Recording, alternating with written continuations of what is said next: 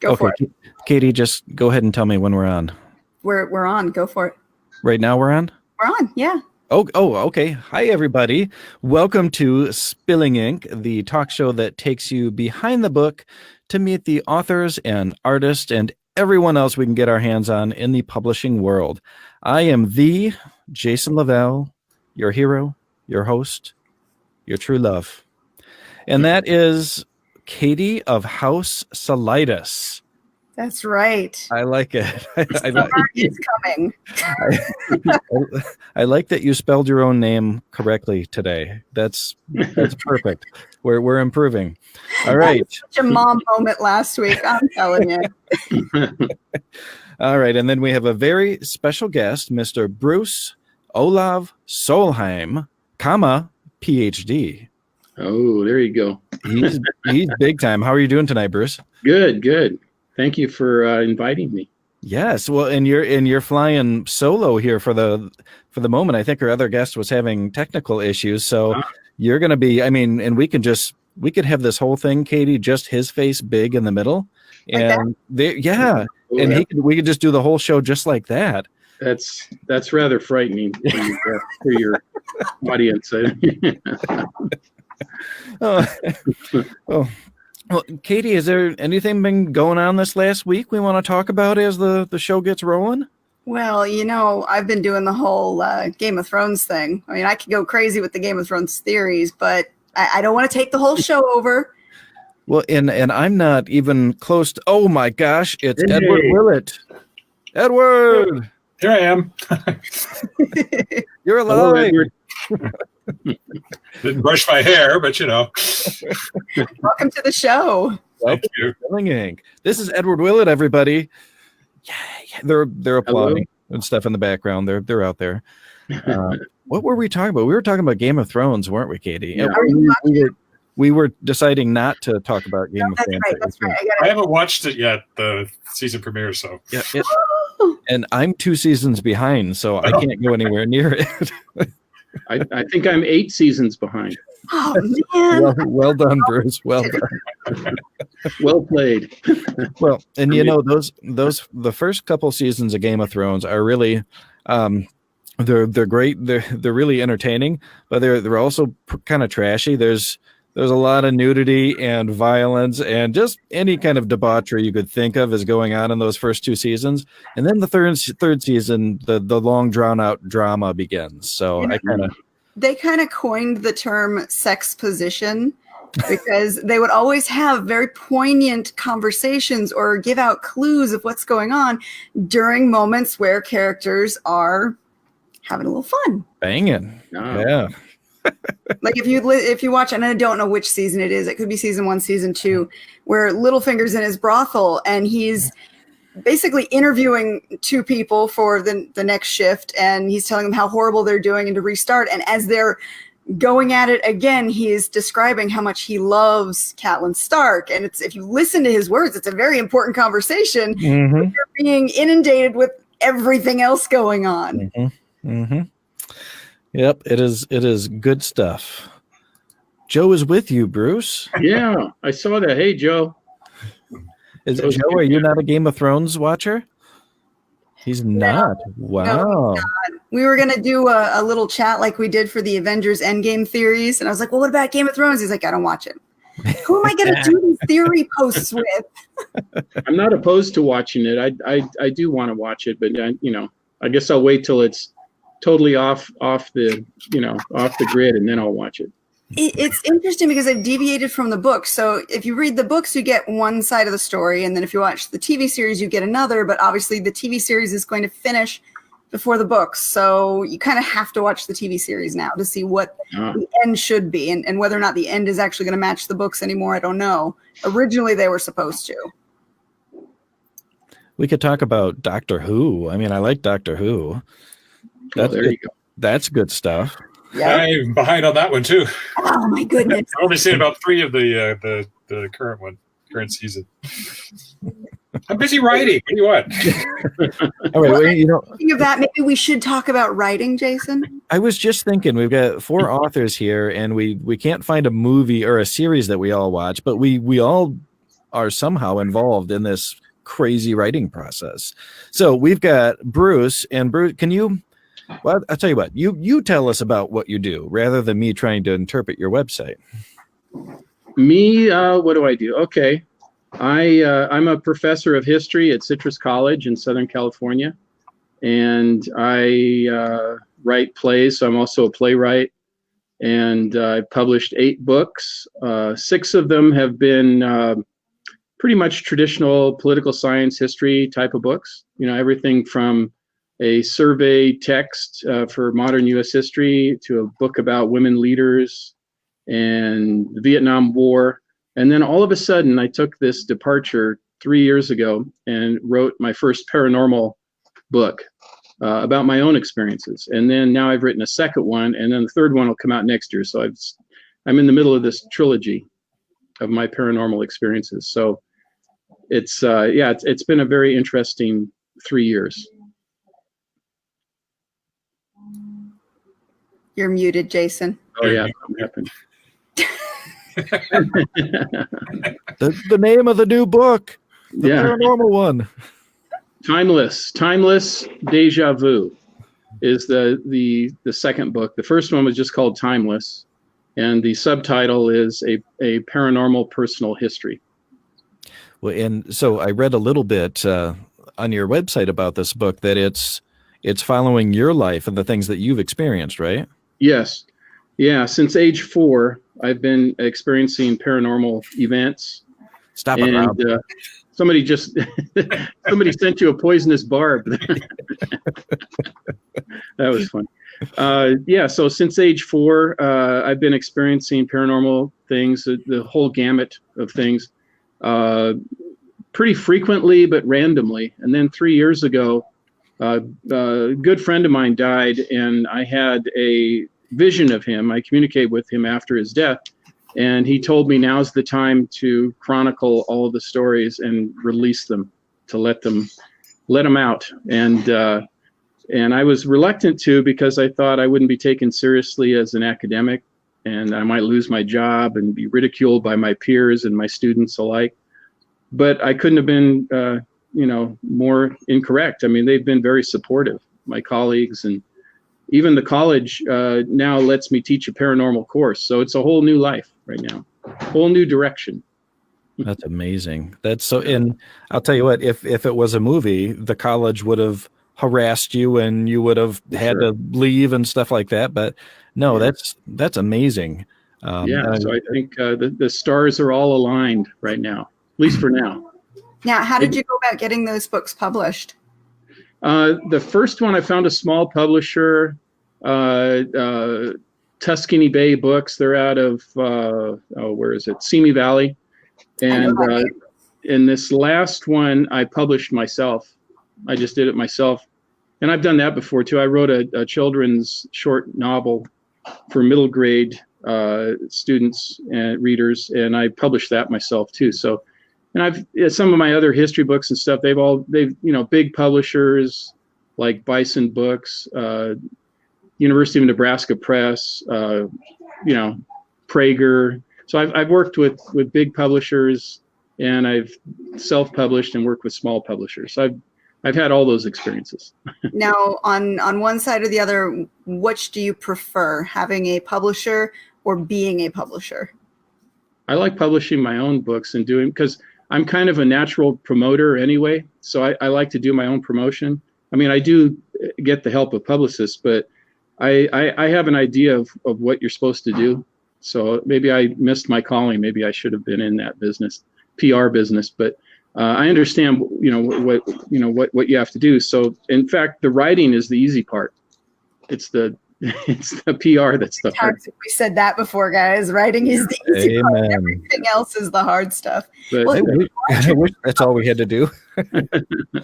Even if you are, though, traditionally published, you still do have a lot of publicity work to do yourself. Publishers only put so much towards that budget. You kind of have to feed the funnel in your own way. Now, speaking of that, let's turn it over to Ed. Tell us about your books and how you're published. Hey, Katie. Sorry, I was watching whatever that is. Yeah. Put me up there, Katie. Squirrel. Very cute. Hi, this is Edie. Oh, She is our foster squirrel.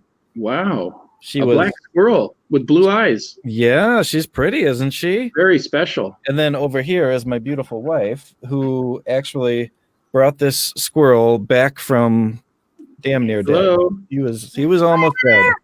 Hey guys. But now she is healthy and happy, and she'll be going to her new home in just a couple days. Hi, so cute. Very cute. Oh, Okay, back to it, guys. Sorry about that. sorry, Ed. We want to know who you are, and I already know who you are and what you do, but everybody else needs to. nobody else knows yet. You let him tell us. Okay. I am an author of some 60 plus books, both fiction and nonfiction for readers of all ages. Science fiction, fantasy on the fiction side. Nonfiction runs the gamut from biographies of people like Jimi Hendrix, Janis Joplin, and the Ayatollah Khomeini, an unusual trio. And I'd say so.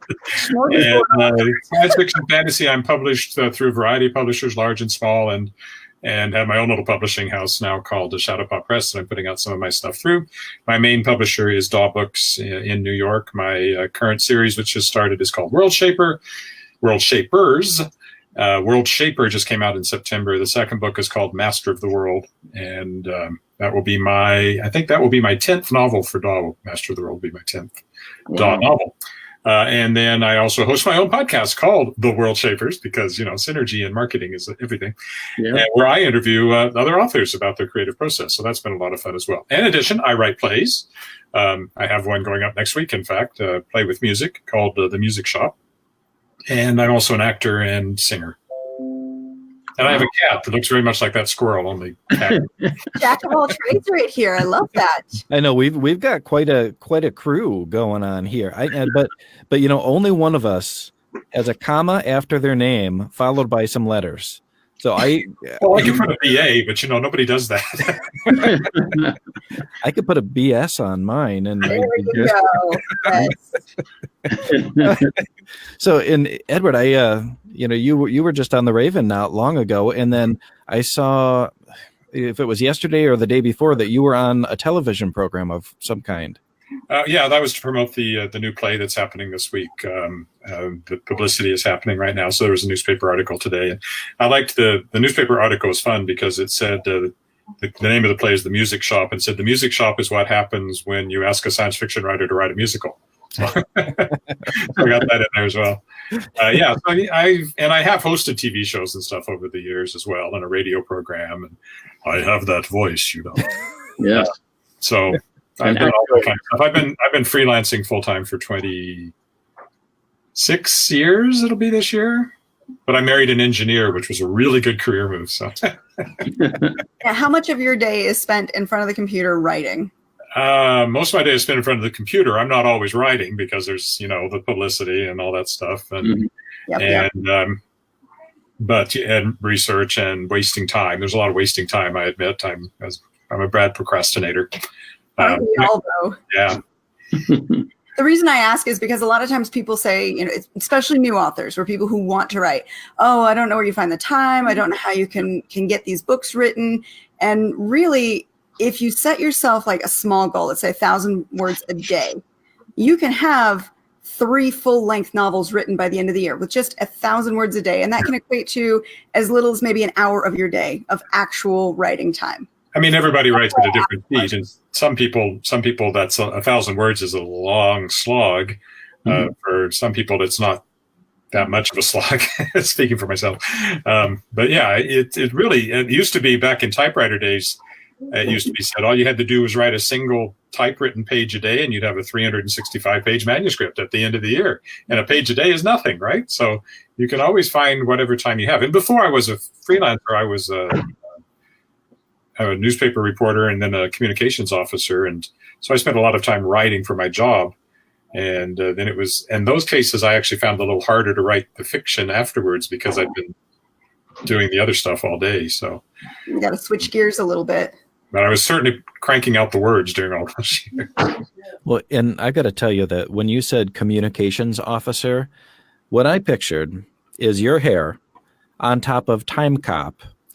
And he's like got all this high-tech crap all over him, some kind of weird laser pistol, and he's like hunting down all these communication thieves. And I mean, I could do a sci-fi story. This would sell. It wasn't nearly that interesting, unfortunately. Now, where's your play appearing, Edward? It's being there's a community theater group here in town called Regina Lyric Musical Theater, and 5 years ago they asked me to write a play, or I approached them, I think, at that time, and it was fairly successful. And so they asked me to do this, and they got some grant money, so I've been paid and everything, which is always nice. Nice. So yeah, it was a commissioned work. Commissioned play, yeah. Now, what town? Where's Regina, Saskatchewan, Canada. That's right. Okay, all right. Though I'm not from Saskatchewan originally. I was born in the States. Okay. Oh, just to settle something for us, what time zone are you in? Central Standard Time. Oh, so that's only an hour behind me. So I was way off. I was saying you were 3 hours. We were trying to pinpoint your location based on guesses. If you go to my website, it says where I live. So. Oh, man. That's too easy. No. Can't have the easy. I think it's even in my Twitter. I think it's everywhere, pretty much. Come on, you don't see a comma with some letters after my names, do you? We are having the BS though after that. I like it. Okay, so you've both told us a little bit about what you write now, and it's not just one thing, surprisingly, because some people like to stick with their just paranormal romance or fantasy, whatever. Bruce, out of what you've written, what is your favorite? Not necessarily your favorite book that you've written. What's your favorite topic or genre that you like to write about? Well, it's kind of maybe a silly answer, but it's always the one that I'm working on right now. I think it's because I work by. I feel compelled to write, because I teach all day long, and I'm not going to say it's not like a K through 12 teacher. I don't work that hard. I teach at a community college, but so I do find several hours a day to write. But it's always I'm compelled to write something. There's a problem. There's an issue. There's something that I have to do. And for instance, the first play I wrote, when you were talking about playwriting, I think that's great. We're both write plays, but I had never written a play before, and a friend of mine committed suicide. He was a Vietnam vet, and he had a very compelling story, and I struggled with the way to tell his story. And I thought maybe a conventional kind of biography or an article or something like that, and then using my history training. And then I thought I had this image in my head, and it was like the beginning of a play. And the problem was I had never written a play before, so that's a steep learning curve right there. So I sought out some mentors, ended up, I remember the first draft, my mentor said, just put everything out you can into the first, whatever you do. And I said, okay. So I ended up with like a 250-page manuscript of this play, which was ridiculous. It was like a 3-ring circus. And then he said, okay, now we're going to have to rein this in a little bit. We can't have a live band and, a ringmaster and all these other wild things I was thinking of. I mean, I was all over the place, time skipping and traveling. So anyway, we got it down, worked it down, and ended up, we produced it at the college. And then it won 2 awards from the Kennedy Center American College Theater Festival. And it got performed in Los Angeles. And now there's some producers in Los Angeles that want to produce it maybe this year. Down closer to, rather than out here, east of Los Angeles, instead downtown. And but it was the first play I wrote, and I always felt like it wasn't really my play. It was my friend's play. It was his story. So that's I just feel compelled. So that's what I get so into it. Everything is put into that. Everything I'm doing, all the thoughts I have, I'm obsessed with that particular thing. So that's, of course, my favorite thing at that time. And then I move on to the next thing, and then that becomes my favorite thing. So maybe that's rather fickle. I don't know. But when I did the children's novel, the short children's novel for middle grade readers, I enjoyed that so much too. And the only fiction writing I'd done is like short stories. So I hadn't done like a novel. So that was a steep learning curve as well. Yeah, so that I think that's the best answer, is just whatever I'm working on right now. I'm so motivated and so compelled to get it out there and have it make some kind of a difference. It's nice to sell some books or sell some seats in the play, and put the butts in the seats in the playhouse. But at the end of the day, it's all about how am I helping? And I feel the same way with this paranormal stuff. How am I helping?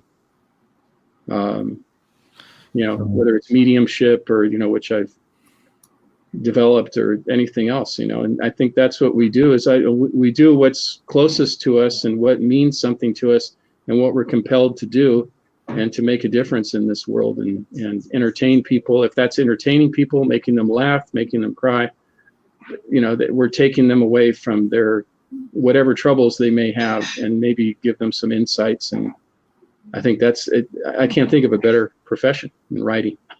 Amen. Other than teaching, which is, I love teaching right now. You need to be able to escape the drama of real life at some points and kind of delve into a maybe more fantastical, more fun world for a little bit. Well, Edward, what do you think? What out of what you write, what's your favorite area? I've always gravitated first to young adult fiction, and I think it's because I began writing as a teenager, so I kind of grew up and my characters didn't. Or maybe I don't know. And yet I do write adult fiction as well, and I enjoy that. As a full-time freelancer, I write a lot of stuff that I don't particularly enjoy writing. It's always interesting, but it's not, if I'm asked, and I have, I've written a lot of short children's nonfiction books. So if I'm asked to do it, I wrote one on skateboarding, which was interesting because I'd never been on a skateboard in my life. And I wrote a book about sport rock climbing, which I don't do. Saskatchewan is not really known for its rock climbing, being in the Great Plains. The very, very plainest of the Great Plains, actually, because it's a former lake. After the glaciers melted, this was a lake bed for a very, very long time. And another one, becoming a Mason. That was fun. And that's the bricklaying type, not the not the Freemasons. Yeah, not the Freemasons. So I write a lot of that. But the stuff that I really love to write tends to be the young adult fiction and middle grade. I have a middle grade book out now that's looking for a home. I think among my favorite things I've written was there's a 5-book young adult fantasy series called The Shards of Excalibur, which is set here in Saskatchewan. And I had great fun with it because there's a lake not far from our house. It's a man-made lake called Wascana Lake. And you can walk around it. It's about a 5-kilometer walk around it. So lots of people do that for exercise. So I walk around it quite often. And one morning it was foggy and I looked out there and you couldn't really see across it. So you couldn't see how big it was. The legislative building's on the other side of the lake. You couldn't see it. And I thought, well, that's cool. You could see, there could be anything out there in that lake. And my mind being what it is, I thought, well, what if the Lady of the Lake showed up in Wascana Lake? And I built this storyline about this local teen girl who's heir to the power of the Lady of the Lake, if she'll accept it. And she and this friend of hers have to go and find the scattered shards of Excalibur all over the world before Merlin can. And he's the bad guy. He's like a Bill Gates computer guy in the modern world.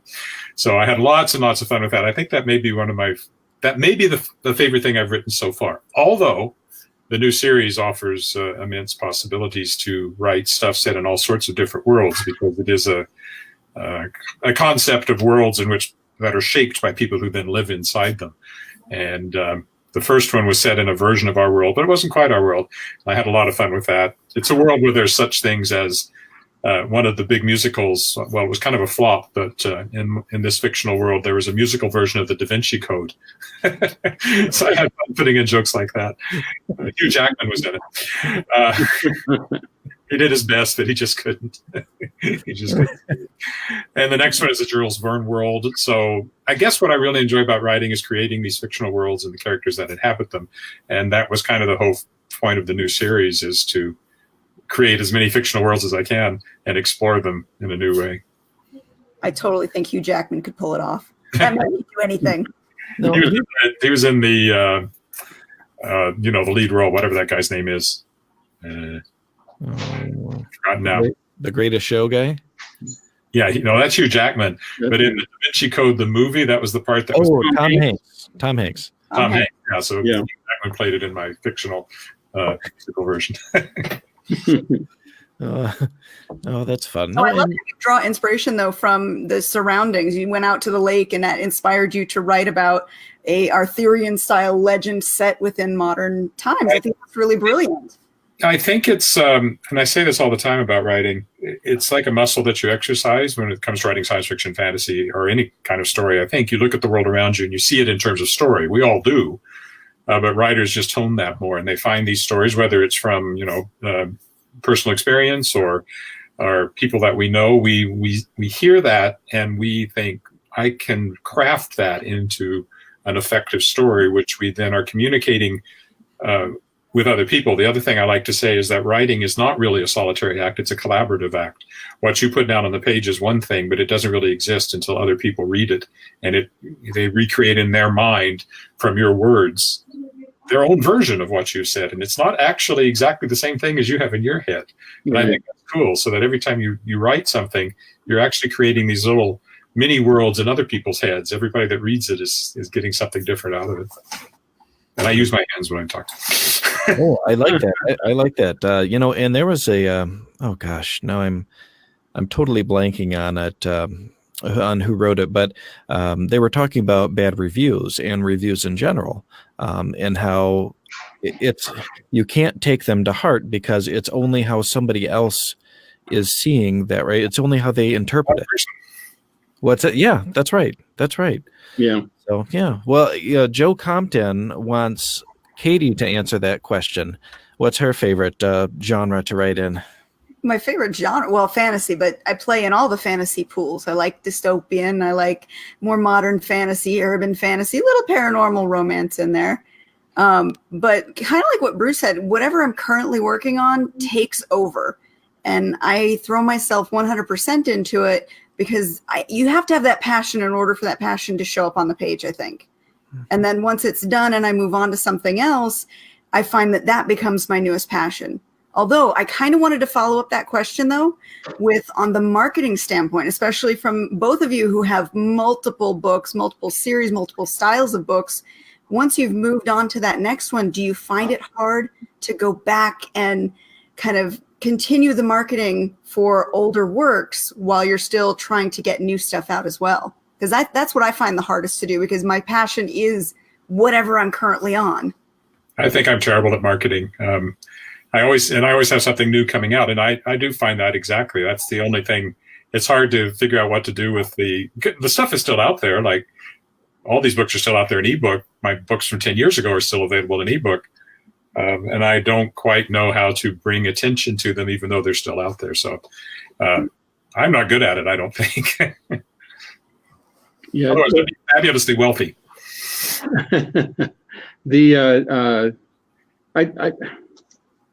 I was thinking, I was hoping anyway with the Timeless books, because it's a trilogy, that I could motivate myself to continue marketing the first one as I'm just put out the second one, and promoting, pre-promoting the third one, that kind of thing. So I was hoping that would help me a little bit. But like the children's book, which I did for middle grade readers, I was promoting that like crazy, and now I haven't done anything with it. So I feel kind of bad about that, because it really deserves more attention on my part. And but if you work all day, teaching, and then you're making the time to write, then the promotion is another couple hours a day. So you run out of time. There's only so much one person can do. Yeah. So I do work with a publicist and have done that, and that helps. But still, you have to give them all the stuff, and they make the contacts, which is nice. But you still have to do a lot of work. And I always find that online, I'm currently promoting the series that I'm working on. I'm on book 4 of the current series, but I have 4 other book series that I've written over the last 10 years. And some of them do overlap. Some of them are in a shared world. But because I'm currently working on this one, I want to talk about it. I want to talk about the first book to get people interested so they're ready to read the 4th book when it comes out. However, when I go to like a live event, we're coming up on convention season, and I've got the summer booked with different conventions I'm going to. I can sell any of those books in person without problem. But that online marketing is where I just struggle with. I'm always want to stick with what I'm currently on. Yeah. I think sorry, I was just going to say I did take a public relations course in university because I was a journalism major and started my career as a newspaper reporter, as I think I mentioned. And the only thing I remember from it was that, and I've seen different percentages, but the one that I heard was 90% of marketing is wasted, but nobody knows which 90% it is.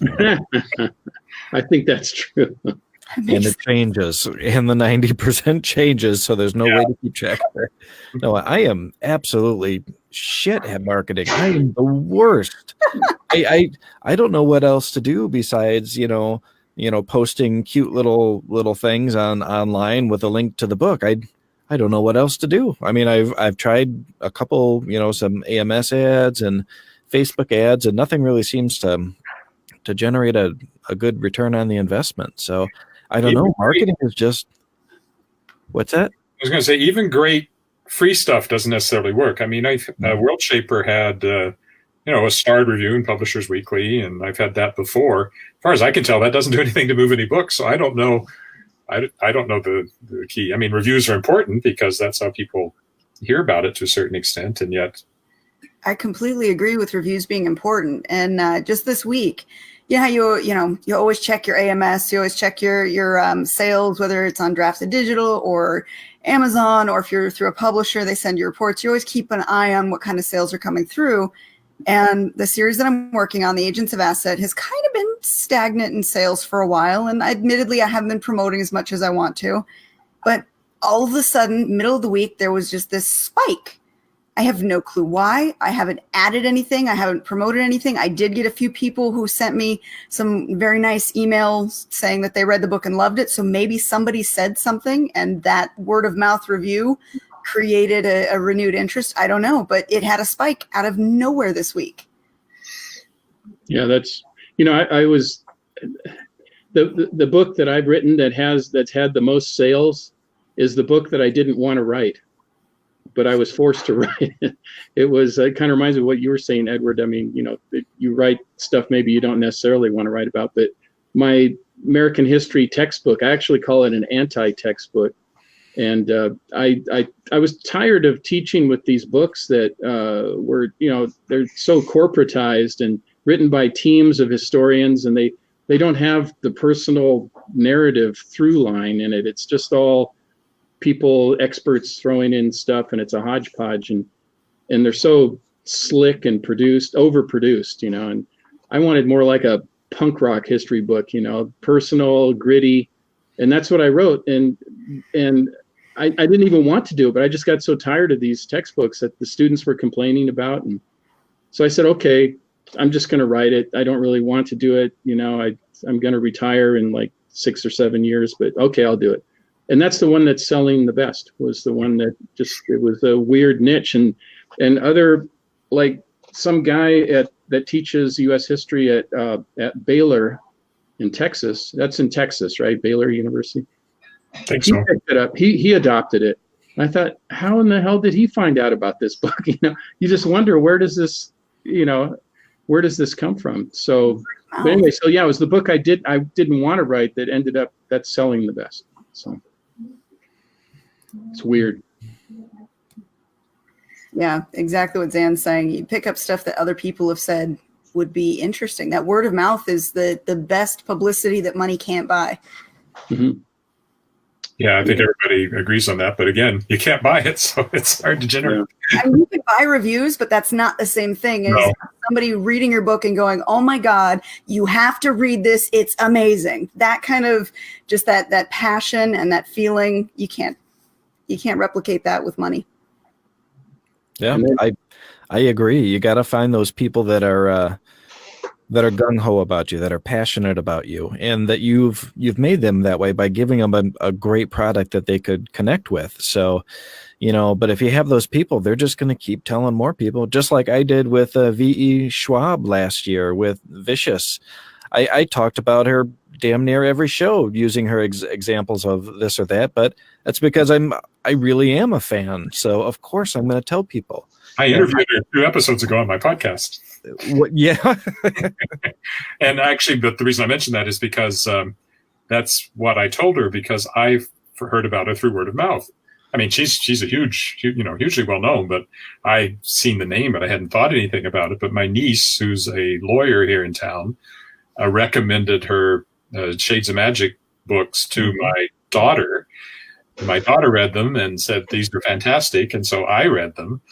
And that was, I would, just because I had seen her name and knew who she was, I probably wouldn't have picked the book up, except I had that personal recommendation from somebody. Mm-hmm. Yeah, it makes such a big difference. Uh-oh, a new review coming. Uh-oh. Uh-oh. Uh-oh.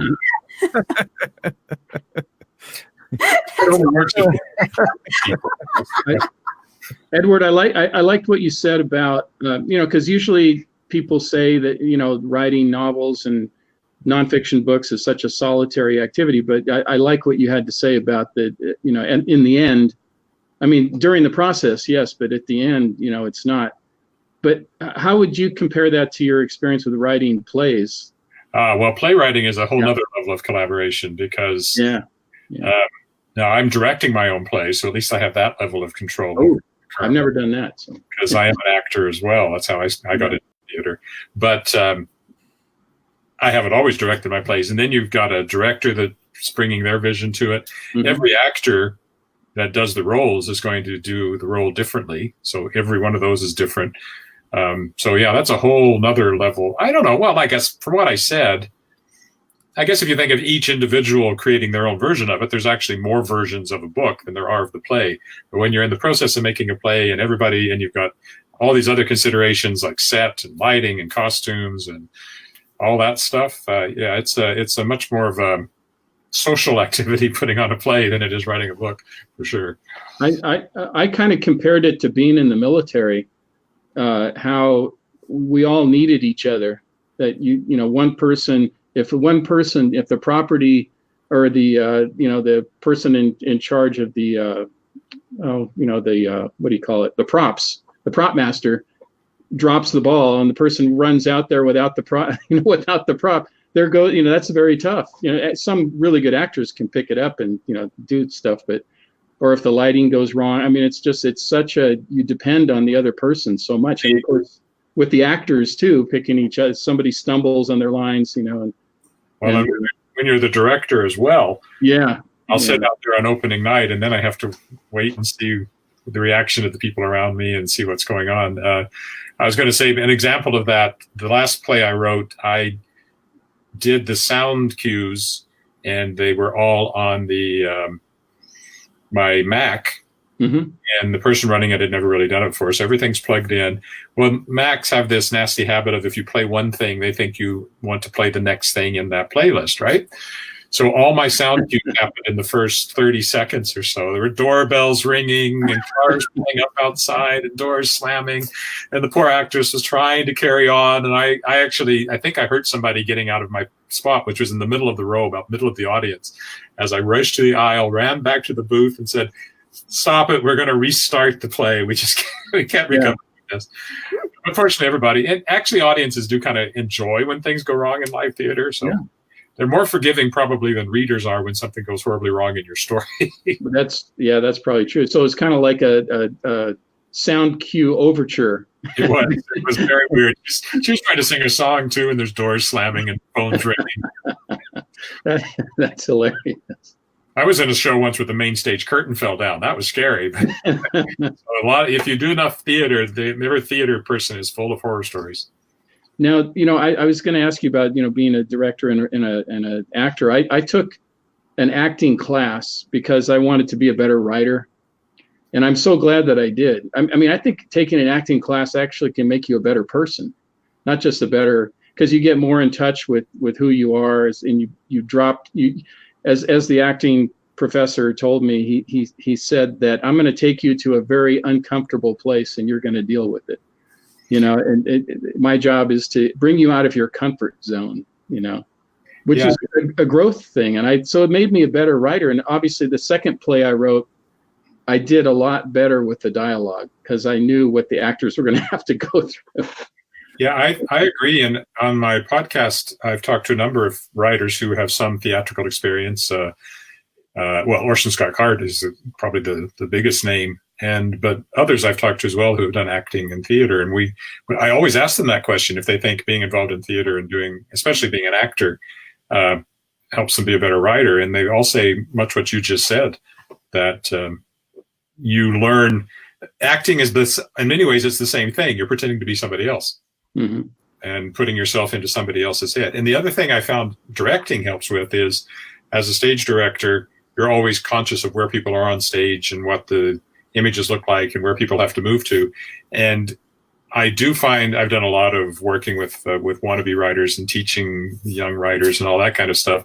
And a fairly common thing I see is the kind of a gray haze that takes over the scene where they forget where people are in this space that they've created. And someone's looking in the fireplace, and in the next line of dialogue, they're standing on the wall looking down into the courtyard, and they never cross the intervening space. I think that with blocking scenes and action scenes too, I think having some stage experience is actually very helpful.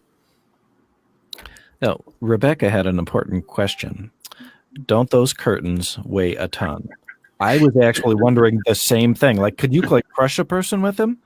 Well, fortunately, this was a high school gymnasium, so it wasn't a really massive stage curtain. But yes, yeah. And I was in a show once where a light fell. Somebody hadn't put the little restraining chain on it, and this light fell center stage. Nobody was under it, fortunately, but that could have killed somebody if it hit them. Ooh.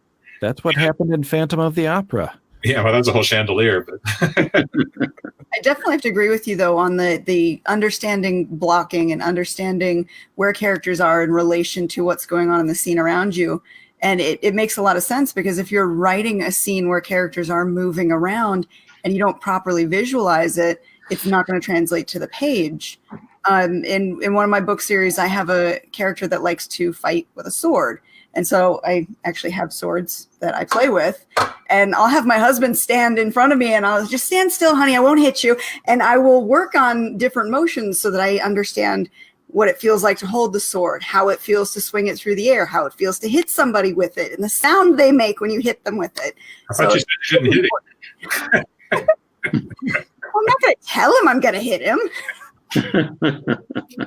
But yeah, it is very important. And I agree with you on that whole, being an actor or taking some acting classes definitely helps with that visualization of body and movement within that scene. It's also helpful as an author when you're doing readings and things like that to have a little bit of performance training, I think, as well. I found out I'm a terrible actor, and even the professor said so, but it didn't matter, because that's not why I was taking the class, I mean, I think you could probably learn. I could probably learn, but I really just wanted to know what they were doing and why they were doing what they were doing, and then that made a lot more sense to me as a writer. And the other thing I learned that was interesting was the lighting was like painting. It's like the lighting person who creates the lighting is like a painter. It's like painting the stage with light. It's pretty. I just saw all these interesting parallels to other things in the theater. The theater is just a wonderful place to learn, about storytelling and everything that goes into it. No, it's kind of a little bit different subject. Katie's used to that. Enough theater, right? She's gonna bring out the sword here. Yeah. Well, before the show went live, Bruce, you were kind of telling us about some experiences you've had in your life, and I think you were talking to Katie about how to protect yourself from those experiences. Can you kind of go over that conversation again for us, because you've had some unusual stuff go on in your life? Yeah, I've since age 4, I've had paranormal experiences, everything from angelic experiences to really scary demonic stuff, all kinds of ghost experiences in various locations around the world, and it always happened. It happened frequently, but randomly. I didn't know how to control it or protect myself, and that got into some very difficult things.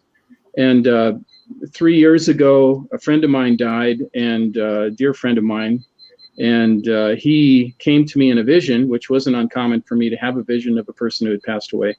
And he told me it's time to, understand what you're doing and write these stories of what, what's been happening to you, and try to make some sense of it. He even gave me the title of the book. So I always mention Gene, my friend Gene. In fact, if I don't mention him in one of these interviews, he'll come to me and say, you forgot to mention me. I'm your partner in this, even though I'm in the other, dimension, I'm your partner. So I learned it's important to learn how to turn it on, but it's even more important to learn how to turn it off. So you don't want to be plagued by you don't want to be turn on. What do you mean turn on? You get into the zone. I explain it kind of like in sports. When I used to play baseball, you get in the zone. When you're really hitting well, you're in the zone, and you're able to have this relaxed, focused, calm. You're extremely focused, but you're very calm. And I achieve it through what I call walking meditation, and that's when I can communicate with the spirit world. But I have to protect myself, so I make sure that I do have protectors in the spirit world, guardian angels. Some people would call them spirit guides. Other people would call them. It's the same kind of thing. Those that are already there, and their job is to look out for you. I kind of look at them as kind of like bouncers. They're only going to let the good people in, not the crazy people or the, bad things. And so they help you stay focused and do what you're supposed to do and talk to the people that you're supposed to talk to. And then when you're done, you gotta turn it off. And the best, you can do it in a physical way. Sometimes I'll actually just kind of like you're like a wet dog would shake off, that's kind of the way I do it. And just try to just disconnect from all of that, because you can't carry that stuff around with you, and you certainly can't sleep at night. I've tried, with all these spirits coming to you and saying, hey buddy, wake up, I got to tell you something. Hey man, I'm sleeping. You can't be doing that. So it's like you gotta disconnect all that stuff, turn off the radio or whatever you want to, metaphor you want to use, so you can actually sleep. And otherwise, you're just an antenna that's picking up stuff all the time. And what it is the folks in the spirit world, they know who they can talk to, so they're going to bug you until you tell them to go away. You have to sometimes really tell them to go away.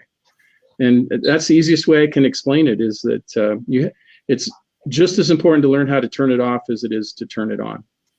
So otherwise, I think people would go mad. I asked this guy I know who's a psychiatrist, I asked him, I said, do you think that some people who are schizophrenic or really mentally ill, that they're just communicating with spirits in the spirit world and don't know how to come back to this world? They've lost touch, and instead of having one foot in this world and one foot in the next, they've somehow jumped into that world and they just can't get back. And he kind of scratched his chin and he said, that's something to think about. That was a psychiatrist. I thought that was pretty cool. Yeah, that's actually pretty frightening to think about. It is. Yeah. Whew, yeah, that's. I have great sympathy for those that are mentally ill. I've worked with them in the prison system. The criminally insane, which some of them are very, very scary people. But it's mental illness is of all kinds in this country, in the United States, is rampant, and there's not enough help for people. And I wonder how much of that is the psychic element. I've always wondered about that. So yeah, well, that's a fascinating subject, and it's kind of right where my comfort zone is when I write. I like to write with one foot in my hard reality and the other foot in maybe just slightly to the right of it. Yeah. In that way, you're experiencing a world that still feels like your own, but with these kind of spooky things happen to you. Because I love to write in the paranormal, and my favorite thing, and I didn't answer Joe earlier when he was asking, I guess I started that question. Did I start that question, Katie? No, Joe asked for both of us to answer, but you didn't. Okay. Well, anyhow, Joe, so that's what I like to write. I actually like to take a real life event that's happened in my life, or that's a story that's been given to me by an aunt or a grandmother or a friend, and I like to take that story and build the novel around it, or build the novella around it, because I know there's a little bit of reality kind of buried inside there. That's kind of like the foundation or the rock at the center. But I wanted to ask you something, Bruce, because in the book that I'm writing right now, this is a high school age girl that is experiencing a lot of contact with the paranormal world. And you were talking about it, that it might be dangerous if you just completely opened yourself up. Yeah. What would that be like? How does a person completely open themselves up like that? Is that something that you've ever experienced, or? Well, when things used to happen randomly to me, occasionally I would be open. And that's when things that can harm you, both psychically and sometimes even physically, can enter in. And not all the things in the spirit realm are good. There's some people that think, oh, it's all good, rainbows and lollipops and everything. But there's some bad stuff there too. And so I think if you're naturally, I think everybody is psychic. I'll just put it this way. I think everybody is psychic. I think the paranormal is really normal and the supernatural is really natural. It's just as modern people, we've kind of gone away from that. We think, oh, science has replaced all that, and to a certain extent it has. But there's things that we have intuitively that we kind of ignore, whether it's intuition. Can you feel somebody staring at you? How can you explain all that stuff? That's all paranormal stuff. And it's abilities that we've had since, the dawn of humankind, but we've forgotten some of it. And I think that a person needs to be able to understand that and cultivate that, and to whatever level works for them. It shouldn't be one person, a psychic, told me once, you're as psychic as you need to be. Because some people say, well, I want to be able to read minds and foresee the future and all that. Well, do you really want to do that? Because you know what that would entail, that type of, I don't think that's really what people want. And so I always come back to that idea that you're as psychic as you need to be, as psychic as you can handle. And there's a book by Jeffrey Mishlove, who has a video series, television series, I think on PBS. Now the name escapes me at the moment. New Thinking Aloud. And anyway, he did a book called The PK Man, Psychokinesis Man. Mm. And this guy, I think he died in the mid 80s or something, but he was able to call down lightning. He could have UFOs show up, all this stuff that was documented. And 75% of the time, there was some variation of what he said was going to happen. And, but ultimately he destroyed himself because he became very vindictive. He had this tremendous power, but instead he used it against his enemies, both perceived and otherwise, who were ridiculing him or not believing him. So he'd wish bad things on them. And ultimately it's kind of almost a Shakespearean story, this man, the life he led. So, this idea of the old Chinese saying, be careful what you wish for, Mm-hmm. I think comes into play. So, and everybody who really goes into and myself included, I'll just tell you a quick story about a TV producer. I was on Coast to Coast AM, and a TV producer was watching, and he contacted me and said, yeah, I want to do this video series. I have this new idea. It's kind of a novel idea. I think you'd be perfect. I want to bring you out to, it was Chicago, and film you doing, going to different locations and seeing what you could pick up on. And automatically I was thinking, oh, here, I can really use this for some good. But then what was really motivating me was, oh, I could be on television and I could make some money and this and that. And I'm thinking that this is not the right motivation, but I was so caught up in the hoopla of it. So I went out there and I had two extremely horrible experiences. And the first one was in the south side of Chicago. And he didn't tell me what this site was. That was the whole idea. He wanted the shock and awe, reaction. And I didn't realize he was setting me up. I don't think he did it on purpose. He just wanted good film, Oh, he did it on purpose. He's not a bad guy. He just wanted something dramatic, right? So he took me to the site of the murder hotel, H.H. Holmes. which is on the south side of Chicago. What's that? It's funny enough. I just finished a short story for an anthology that is based on not on his life, but on someone very close to him. Okay. His son? Yeah. Well, it's just a fictional character. But, yeah, right.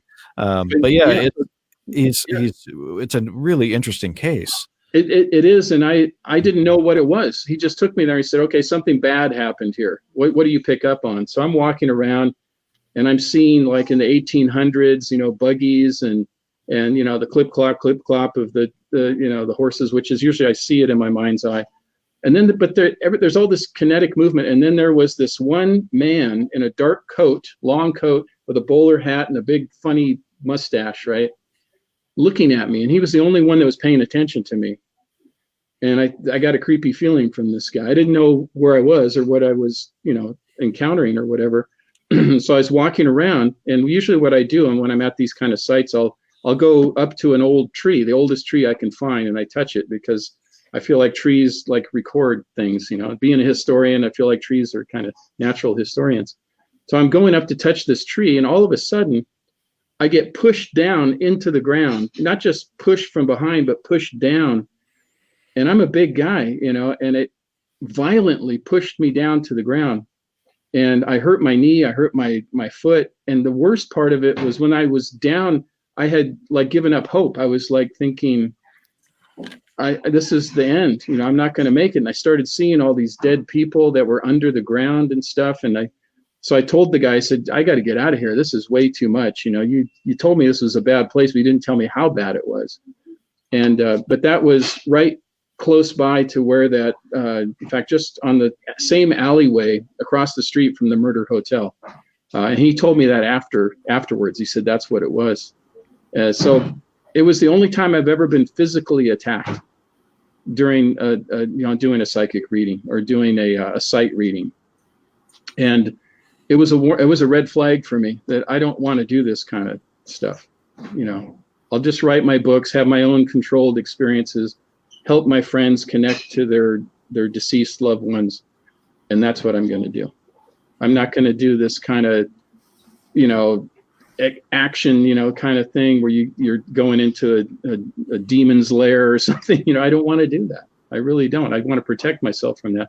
And the point of the whole thing was that my radar was way open, or as one of my friends calls it, your aperture was wide open. And that meant that the horribleness that was there at that location took that opportunity to really give me a whammy. And I learned my lesson from that. So no, thank you. No, thank you. No sleeping tonight. It was really bad. It was really, really bad. Yeah. So, and there was a bad experience after that. Not as bad as that, but there was another bad one after that. So that's when I said, okay, forget it. I mean, those are very entertaining shows, the people that do that stuff, but I don't want to do it. That's not what I want to do. Take too much of a toll on you. Yeah, physically too. I mean, it was bad. Now, Edward, when you're writing, because you write a lot in these fantastical worlds, are there a lot of real life? I mean, do you draw a lot of inspiration from real life stuff, or do you just try to completely create everything new? I think everything we write as writers, we're drawing on real life stuff because that's all we have to draw on. It's whatever is inside our own heads and what we have experienced and what we've read, and what we've reacted to. And, it's one big smorgasbord of experiences and ideas and things like that. So it's really hard. And I ask, and I'm interviewing other people, I try to avoid where do you get your ideas, because that's such a cliched question. But I usually talk about what was the seed from which the story grew. And when I look back, it gets really hard to even remember sometimes, because again, I think if you're open to this sort of writerly muscle where you take things and jam them together and turn them into stories. I often said, and when I'm teaching writing, I'll say, if I'm in an ordinary classroom somewhere, let me look around for 5 minutes and I'll give you 10 science fiction story ideas out of the things that I see around me in the classroom. They may not all be good, but those ideas are there all the time. So in that sense, I'm always drawing on things. And when it comes to personal experience, a lot of it will show up. I mean, it's kind of unconscious in a way, the things that show up in your fiction. And There's a famous story I like to tell.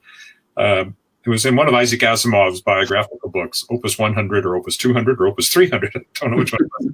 I guess he wrote a lot. I think it was Opus 100, his first autobiographical book, his 100th book.